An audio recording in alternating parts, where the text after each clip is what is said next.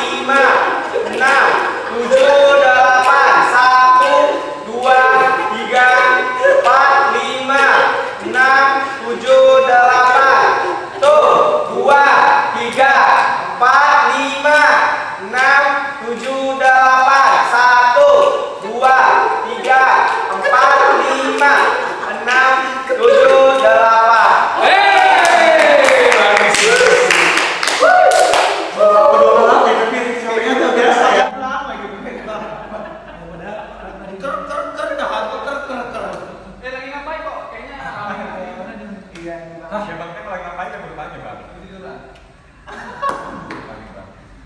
Enggak ada habis latihan. Kami mau coba-coba latihan nari Aceh. Itu olahraga, Bang. Oh, olahraga juga. Iya.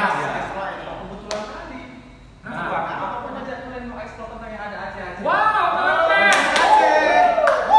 Berarti kita mau kacung kan? Oh, bukan. Jadi Aceh. Supaya sadar enggak bahwasannya di Tebing Tinggi itu banyak makanan yang berbau dengan Aceh. Masa? Aceh sih. Aceh enggak? ya Aceh tahu. Iya. Ya Aceh tahu. Apalagi kira-kira? Mie Aceh. Tek-tek. Enggak. Enggak pakai Kopi gayung. Kopi gayung. Iya, iya. Kuping kan pernah terlintas kok bisa di tebing namanya Aceh semua ya, padahal di tebing kan? Enggak, Bang. Jadi Enggak perlu jauh-jauh ke Aceh. jauh-jauh ke Aceh. Jadi makanya aku mau ajak kalian ke eksplor. Ayo kita eksplor makanan atau kuliner yang berbau dengan Aceh. Ayo, Mas. Ya, apa yang dibayangin? Gampang. Ikuti perjalanan kami di channel Mau tahu ya?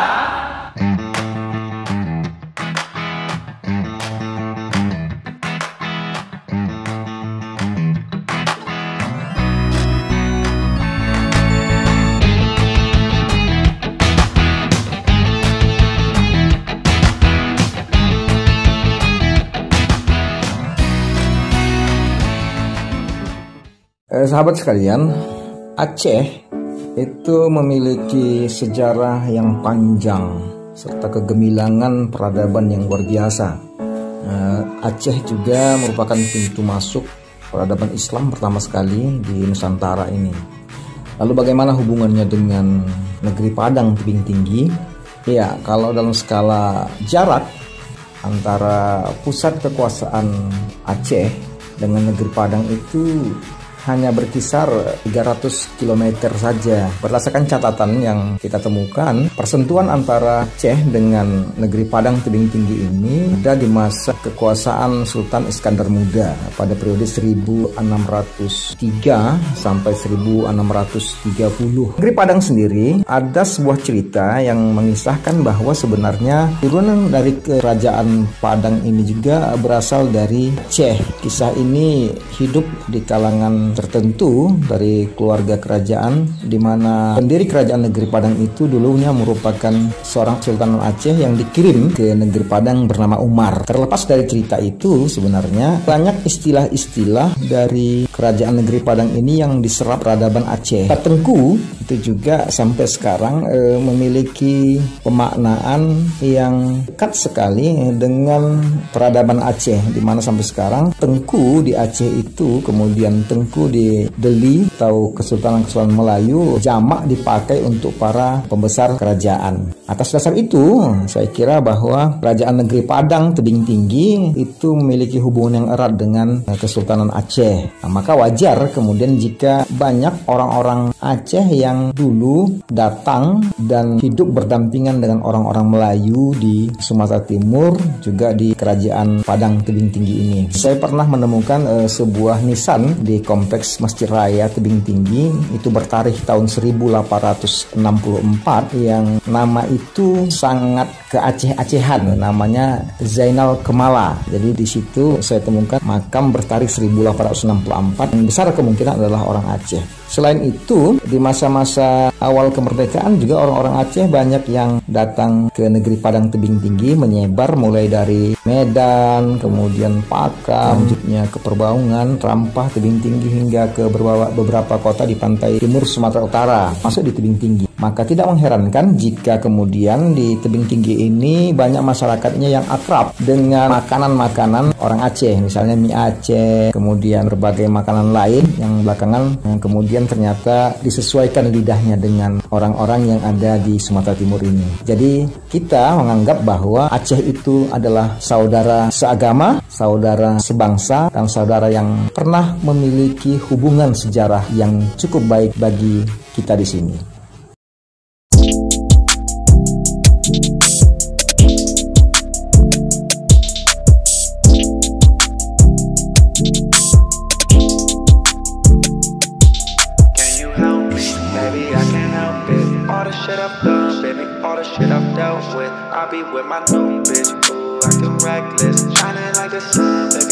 Oke sobat sekalian, iya di sini sudah kita berada di Jalan Tamrin, Kota Tebing Tinggi.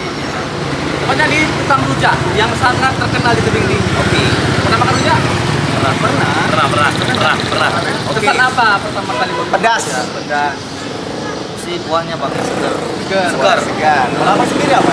Aku nggak suka pedas, tapi manis-manis kacangnya itu enak. Oh, kacang-kacangnya ya, Bang. Apalagi kalau gula merahnya itu asli, kan Nah, kali ini kita berada di sebuah tempat pedagang yang orang katanya sudah lama di Tebing Tinggi ini dan fenomenal. Ya, sangat familiar namanya ini. Aneh, Kota Tebing Tinggi. ada yang aneh bang. Ya, kalau kita warga Kota Tebing Tinggi tidak kenal sama yang namanya rujak ini, Ya. udah pastilah dipertanyakan dia Berarti sebagai bukan orang warga Tebing. Kota Tebing Tinggi. Oke. Makanya di luar Tebing aja tahu ya itu. Iya betul. Luar tebing juga tahu gitu kan. Yang buat aneh bang, Nah, kita di Tebing, tapi nama rujaknya rujak Tebing. iya pula ya. Namanya rujak Aceh. Jadi Bang ini rujak Aceh ini memang rujak Aceh betul apa memang? Oke. Nah, itu yang mau kita tanya bang. Oh iya kita bahas ya. Oke, Ya, itu pastikan terus di mau tahu ya. Can you help me? Baby, I can't help it. All the shit I've done, all the shit I've dealt with. I be with my new bitch. Reckless, shine like the sun, baby, go selfish. Oke sahabat Kepo, saat ini kita sudah bersama pemilik rujak Aceh yang ada di Jalan Tamrin, Kota Tebing Tinggi. Nah tentunya pasti banyak yang penasaran dengan nama, kemudian juga kenapa rujak ini sampai sekarang tuh masih menjadi makanan favorit masyarakat Kota Tebing Tinggi dan sekitarnya. Boleh kenalan dulu Bang Rudi, siapa dua makhluk ini? Ai tak kenal mereka. Oh. Mereka kenal Ai. Karena Ai Artis. kawan juga ini Bang Kakak. Kakak ya. Udah 40 tahun kenal. Udah kayak keluarga sendiri Iya. ya. Oke. Bang, namanya siapa Bang? Gang, jual dulu gang. Maklum. Itu Maklum. bukan, justru itu saking larisnya. Nggak bisa duduk sebentar Iya. pemiliknya. Benar sekali. Apa itu mau Bang, namanya siapa Bang? Norman. Norman. Oh, Brip Norman. Oh, Saya. Ini Norman dari Mandele. Iya, benar. Kakak namanya siapa Kak? Rina Tanjung. Oh, Rina Tanjung. Tanjung. Mandiling sama Mandiling ya. Ya, agak gemuk kan di Indonesia. Jadi Bang, kita pengen tahu sebenarnya sudah berapa lama sih Bang jualan ini Bang? Kalau dari almarhum tahun 67 mulai merintisnya almarhum. Tahun 67. Siapa nama almarhum Bapak Bang? Adaruddin Koto. Siapa? Adaruddin Koto. Adaruddin Koto. Lebih dikenal Wak Kumis sebenarnya. Wak Kumis. Iya. Oh, karena berkumis. Dari Gunung Pamela dulu, Semilandi, kenalnya Wak Kumis sih sebenarnya. Oh, jadi keluarganya sampai keluar Tebing Tinggi Iya, juga? betul. Memang dari dulu jualannya udah di sini. Iya, enggak. Pertama kali di dekat SMP 3. SMP 3. Oh, saya 3, terus pindah kemari. Kenapa Baru pindah? ke depan, baru kemari. Ya, gitulah. Biasa kontraktor. Oh, pindah-pindah. oke. Oh iya. Jadi tahun berapa tadi? Mulai berdirinya ini tahun 67. 67. Kalau Terus saya neruskan ini jalan 17 tahun. 17 tahun. Jadi hitung sendiri aja ya. Tahun berapa Kak itu? Pakai rumus Pitagora. Jadi Bang kalau boleh tahu dulu mulai dari harga berapa? Harga mulai berdirinya ini atau Iya. saya yang meneruskan? Dari yang abang tahu lah, dari mulai berapa dulu ya Pak? 2.500 saya mulai meneruskan ini. Ya, 2.500. Dan sekarang 17.000. 17.000. Kok ngeri kali naiknya? Tapi mau naik haji. Oh iya. Ini lebih 12.000 loh. Kan? 12.000 kapan hari ini? 5 tahun yang lalu itu. Dengar ya Bang, kok dia kemarin cerita kalau si Ari Temeng beli uangnya harus banyak, kalau mau murah. Pokoknya kalau dia beli harus diari katanya. Dan sejauh ini menurut abang apa yang membuat masyarakat itu sampai saat ini usaha ini masih bisa berjalan? Cita rasa bumbunya. Cita rasa bumbunya. Berbeda dengan rujak-rujak yang lainnya? Beda. Bentuk sama, rasa beda. Apa yang membedakan? Kok pede kan? Nggak bilang beda. Ya, pakai bismillah gilingnya. Oh, Kalau yang lain nggak?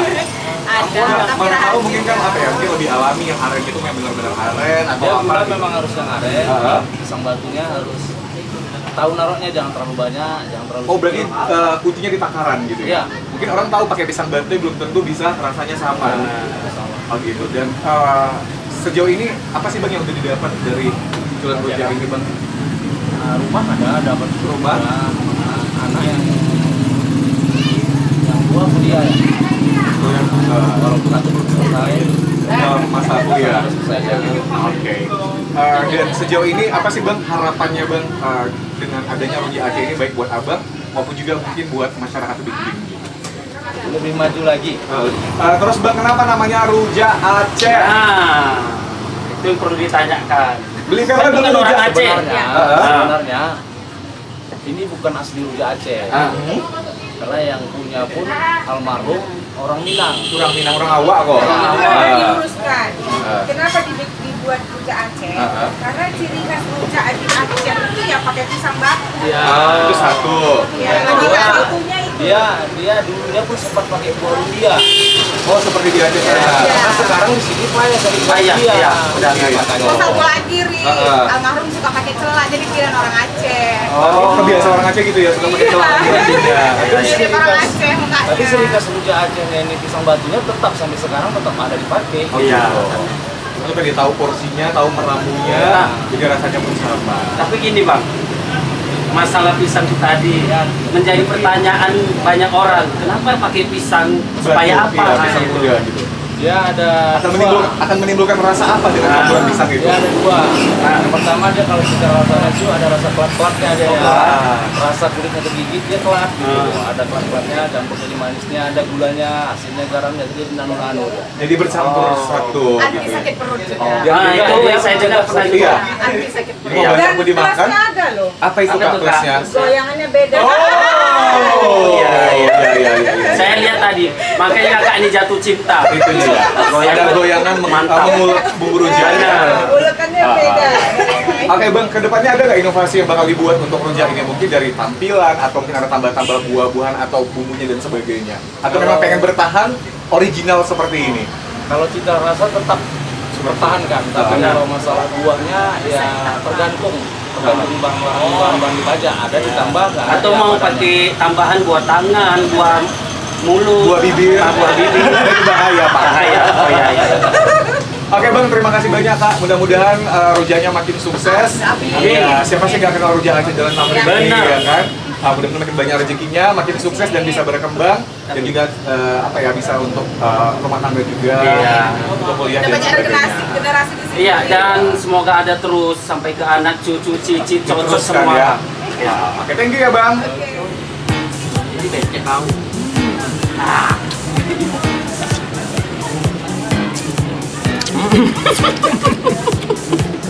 Buka kalau nampak. Cocok di lidahku. Cocok kan?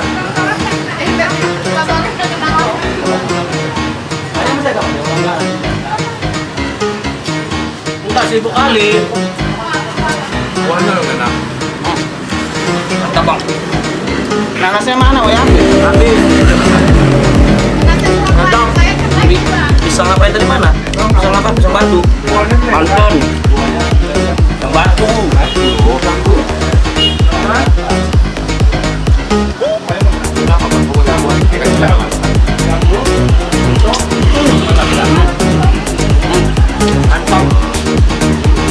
Nikmat mana lagi kalau kita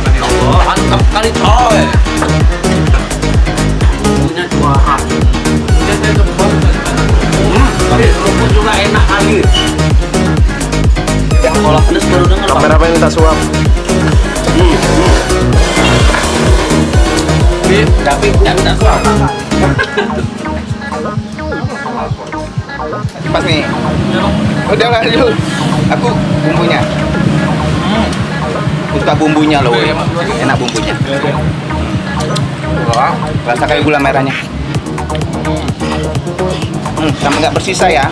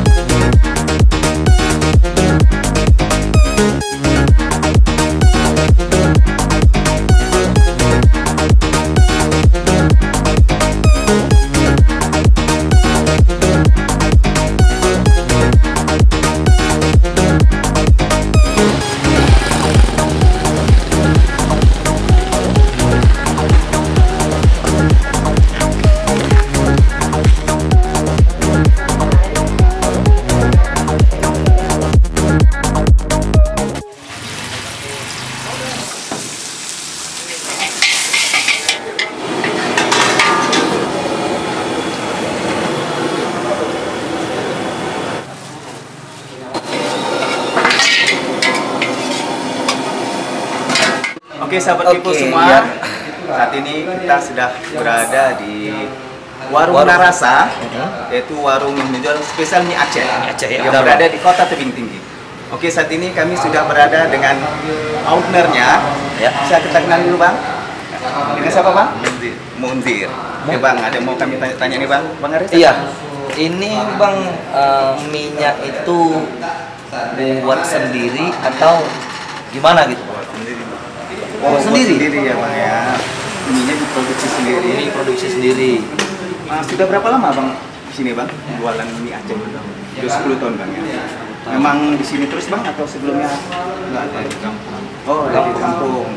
Jadi 10 tahun itu di sini aja bang ya. Berarti asli dari Aceh itu bang? Aceh mana tuh bang? Birut. Birut. Apakah mie Aceh yang di Aceh itu apakah sama yang abang buat di sini bang? Warnanya agak beda. Kalau sana kadang warnanya agak muda, kalau ini kan agak bening. Oh, dari warna. Jadi bang tadi kan ini dari Aceh gitu bang. Kenapa abang memilih berjualan di Tebing Tinggi? Kenapa tidak di Aceh? Kalau di Aceh kan banyak saingan. Oh banyak saingan, iya. Kan belum pada banyak saingan. Tapi kalau di Aceh nyari mie Aceh itu susah bang ya? Enggak, ini aja, Jadi di sini bang ada berapa cabang? Ini ada Dua cabang. Yang satu di sini, satu lagi di Bangsa. Oke bang, terima kasih atas waktunya, atas perbincangannya. Semoga usahanya laris manis ya bang ya. Sukses terus. Terima kasih ya bang ya.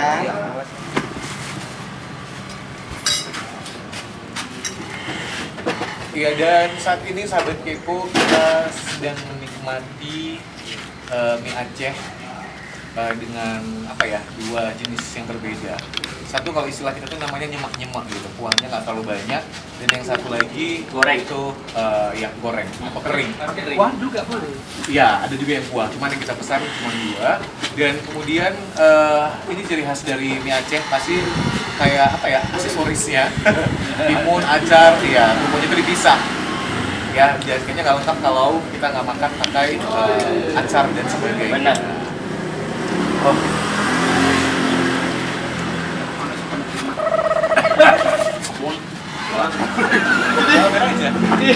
Berapa gimana?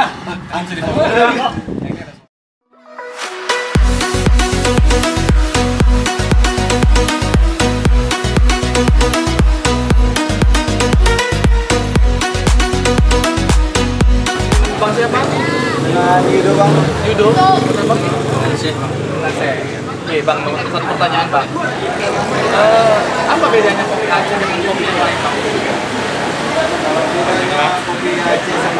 lain pasti beda bang, dari penanamannya juga udah beda dari ketinggiannya. Karena kayu natural ini atau kayu luas dia sekitar 4.000 mdpl. Terus di dalam biji kopi gayo ini ada banyak rasa buah di dalamnya bang. Rasa buah? Ya, contohnya kayak kulit jeruk, salak, nangka, dia ada di dalam ini. Tergantung metode pembuatan kopinya juga. Abang ini kan tadi dari gayo bang, asli bang dari gayo bang. Bisa dijelaskan nggak kenapa bisa sampai ke tebing ini menjadi booming lah? Ya mungkin kopi ini bagaimana bang? Aromanya menyengat, ya kalau diseduh itu aromanya keluar ya. Makanya identik dengan kopi gayo. Jadi sambil ini membuat kopi apa bang? V60 bang. V60. Ini metode ngambil sari kopi. Oke. Jadi yang pertama kali itu Ini namanya proses blooming bang. blooming. Ya, proses blooming ini proses ekstraksi kopi. Jadi di proses blooming inilah nanti kita tahunya seberapa kuat rasa kopi. Jadi itu biji kopi Dan di grinder mata medium, karena metodenya P60 jadi dia matanya medium. Biar supaya rasa acidity bodinya keluar. Acidity itu dia rasa buah yang ada dalam kopi. rasa buah. Kira-kira ini rasa buah apa bang yang abang buat ini? Nanti bolehlah sendiri tes. Kira-kira Rasa apa ya? kulit jeruk. Jadi rasa buahnya itu berasal dari biji kopi bang ya? Dari lihat menunya bisa dimodifikasi macam-macam apa ya? Bisa. Contohnya coba bilang sebutkan bang beberapa bang. Selain Biji gayo kita bisa buat kopi V6 drip, V6 drip, V60, espresso, terus mengkaput juga sipon, aeropress, french press, banyak juga. banyak bang. Itu yang sering dipesan orang. Ya, beda metode, beda rasa yang dikeluarkan dari biji tadi.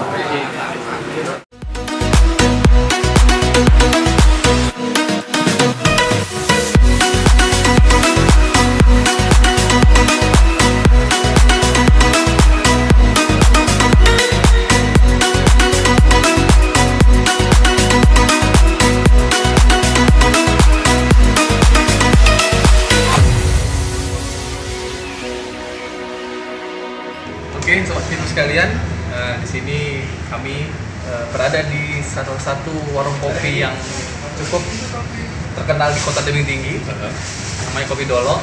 Dan ternyata Kopi Dolo ini adalah warung kopi yang menyediakan satu-satunya biji kopi asli dari gayo. Iya, benar sekali. Jadi kalau buat para penikmat atau juga pecinta kopi, ini pasti apa ya, akan kemari gitu, karena memang kopi ini juga hits di Kota Tebing Tinggi. Betul sekali. Gitu. Jadi kita juga bakal bertanya, Ya. sudah bersama sebenarnya seorang dokter gitu ya, dokter. Tapi aneh ya, Iya, dokter kopi. Spesialis kopi. Iya, spesialis kopi gitu. Dokter Faisal sebagai owner Kopi Dolo yang udah ada 2 cabang, yang satu Jalan Tamrin, satu Jalan Sudirman di Kompleks Ramayana ini. Iya. Kita akan bincang sama Pak Dokter. Iya. Oke Pak, sudah berapa lama menjalani bisnis kopi? Kopi Dolo kita mulai tahun 2012 di bulan November. 2012 Ya. Hampir 8 tahun. 8 tahun lebih. Itu di Profesor Dr. Hamka. Iya. Di sana yang pertama. Iya. Sekarang dia beralih fungsi menjadi roastery. Jadi produksi kopi dilakukan di tempat yang Di sana ya. Dan sejauh ini kenapa sih Dok memilih bisnis ini dan kayaknya benar-benar mendalami gitu? Apa yang menarik dari kopi? Jujur sebenarnya apa ya, awalnya itu ya hanya mau membuka bisnis, mencari waktu itu tahun 2012 awal kita mulai survei bisnis apa yang kita bisa rintis di tebing dan dia masih terbuka besar peluangnya. Saya melihat waktu itu coffee shop sama sekali belum ada, apalagi yang kelasnya kafe ya, belum ada sama sekali. Dan dengan sengaja saya belajar, dan saya awalnya bukan dari orang yang penikmat pecinta kopi, tidak, bahkan untuk minum kopi espresso tahun itu 2012 belum sanggup. Jadi memang sengaja belajar karena keinginan untuk membuka bisnis coffee shop. Prinsip saya kalau sebagai pengusaha, bisnis yang kita terjun itu harus total kita menguasainya. Jadi kita nggak boleh setengah-setengah itu. tahun 2012 akhir November kita putuskan untuk start dengan merintis. Mungkin Bang Ari juga tahu gimana kondisinya dulu ya, blong betul. Bahkan tempat duduknya sofa dari rumah diangkat. Ya itulah kondisinya dulu.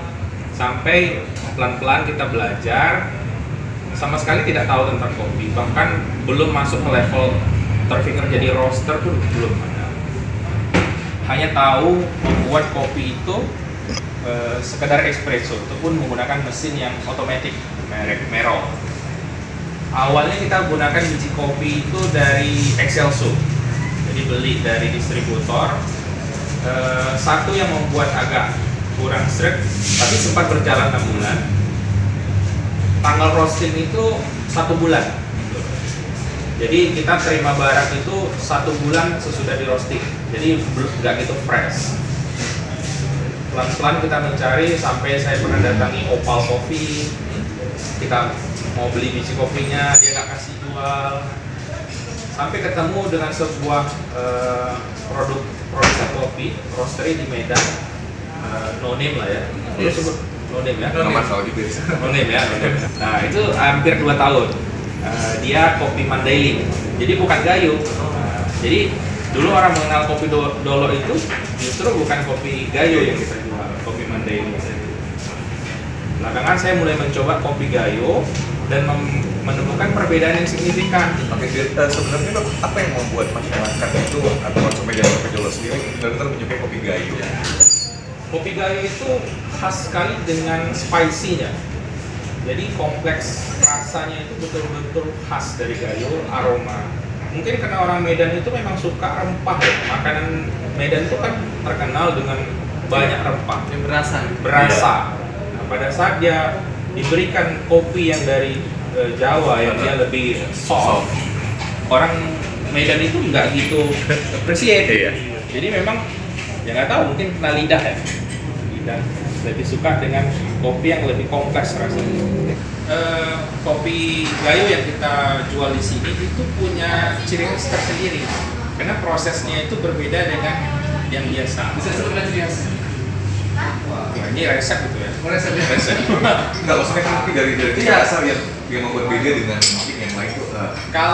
Kalau pecinta kopi yang biasa pernah minum kopi wine, apakah gayo wine ataupun yang pokoknya proses wine. Kopi A100 yang kami jual di sini itu agak sedikit winey, ada terasa wine yang tipis. Karena memang kita sebelum dalam proses pasca panennya ada proses fermentasi yang kita lakukan. Tapi fermentasi di sini bukan seperti dalam stigma seperti buat tua atau buat dia tidak pakai ragi, hanya saja dia didiamkan. Jadi ada rasa yang khas dari.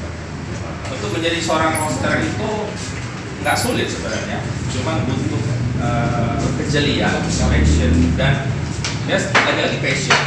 Karena ibarat kayak masak, pernah masak dodol? Pernah. Panas kan? Ya, kurang lebih kalau masak roasting itu ya gitu, panas, berdiri berjam-jam. Kan kualitas kopi itu dilakukan oleh prosesor sama roaster. Pada umumnya grading itu dilakukan sama sang prosesor. Jadi dia memilah bentuk kopi yang rusak, yang defek, kopi yang busuk, yang pecah. Tapi kadang-kadang begitu masuk ke roaster, seorang roaster yang baik dia harus grading lagi, karena ada saja yang masih kelewatan. Untuk mendapatkan kualitas yang benar-benar baik. Iya, untuk mendapatkan rasa kopi nanti yang homogen itu dan konsisten, perlu biji kopi yang bentuknya itu mirip lah. Lagi mau nyoba biji kopi gayo. Iya. Yang dibuatkan punya. Awas muntah ya. Enggak sih, memang ya seperti kita ibaratnya minum kopi yang ada taruh gula. Ya asli beneran seperti ini gitu. Rasanya? Kopi. Ada manis-manisnya enggak? Enggak, mungkin Anda boleh coba juga biar bisa. Terus kayak ibaratnya minum kopi yang memang nggak ada gulanya. Jadi mungkin bagi penikmat kopi nggak pahit, ya benar. Mentahnya aja enak ya. Ini belum di. Jadi artinya nggak sama kayak dibanding kalau kita minum kopi yang biasa itu yang ada serbuknya, tinggal terakhir kayak gini lah. Iya, rasanya gitu. Pasti sama bener. Oke Dok, terima kasih buat informasinya. Mudah-mudahan Kopi Dolo semakin sukses, semakin banyak pelanggannya dan bisa apa ya menjadi tempat nongkrong yang asik buat masyarakat Tebing maupun juga yang melintas di kota Tebing. Baik, gua tonton channel Mau Tahu Ya. Jangan lupa ikuti terus channel Mau Tahu Ya.